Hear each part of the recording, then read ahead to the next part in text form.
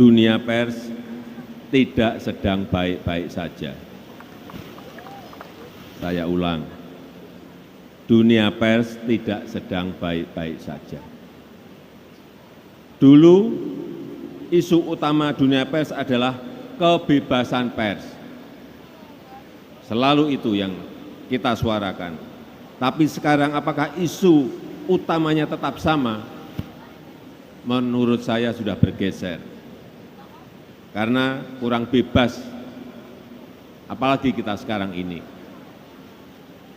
Pers sekarang ini mencakup seluruh media informasi yang bisa tampil dalam bentuk digital. Semua orang bebas membuat berita dan sebebas-bebasnya. Sekarang ini masalah yang utama menurut saya adalah membuat pemberitaan yang bertanggung jawab. Karena masyarakat kebanjiran berita dari media sosial dan media digital lainnya, termasuk platform-platform asing. Dan umumnya tidak beredaksi atau dikendalikan oleh AI. Algoritma raksasa digital cenderung mementingkan sisi komersial saja dan hanya akan mendorong konten-konten recehan yang sensasional. Sekarang ini banyak sekali dan mengorbankan kualitas isi dan jurnalisme otentik. Ini yang kita akan semakin kehilangan.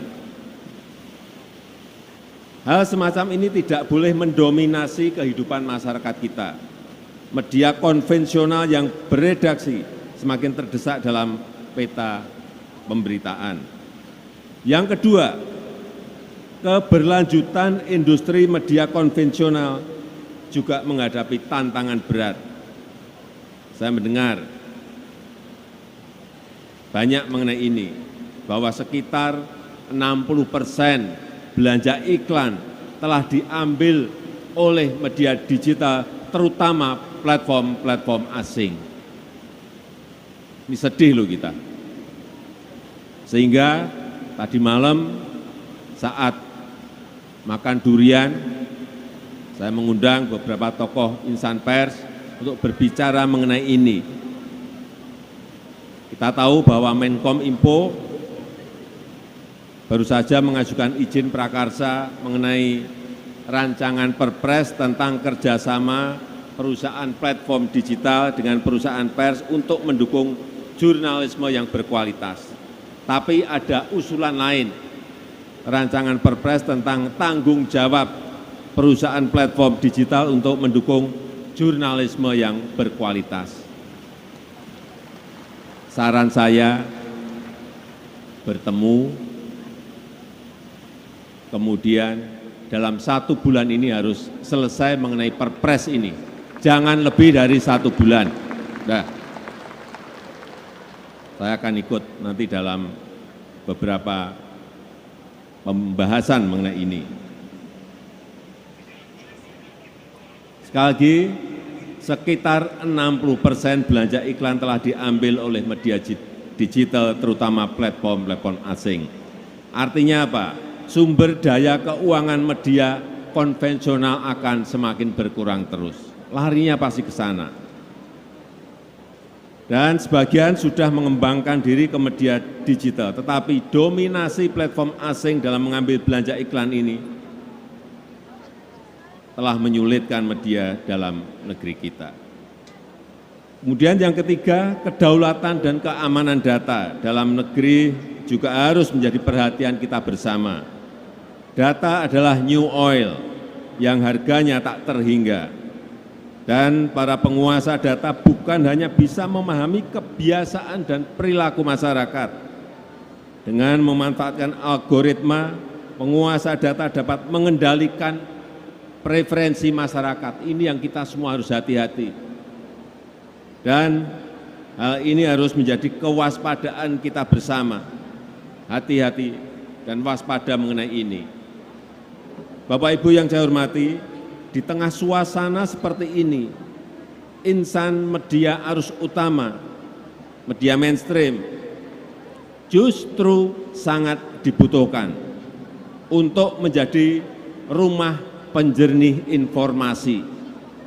Penting sekali menjadi clearinghouse of information, menyajikan informasi yang terverifikasi dan menjalankan peran sebagai communication of hope yang memberi harapan kepada kita semuanya. Peran utama media kini semakin penting untuk mengamplifikasi kebenaran dan menyingkap fakta, terutama di tengah keganasan post-truth, pasca fakta dan pasca kebenaran.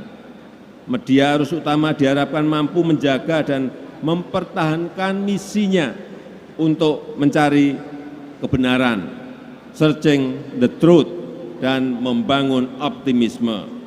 Oleh karena itu saya minta semua pihak, baik kepada lembaga pemerintah pusat dan daerah, BUMN, perusahaan swasta, lembaga swadaya masyarakat, untuk mendukung keberadaan media arus utama.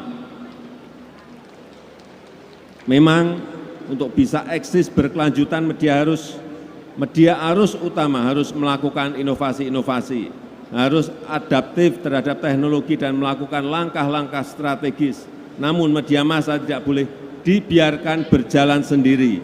Pemerintah dan semua pemangku kepentingan harus memberikan dukungan. Terakhir, memasuki tahun politik, media massa harus tetap berpegang teguh pada idealisme, objektif, dan tidak tergelincir dalam polarisasi.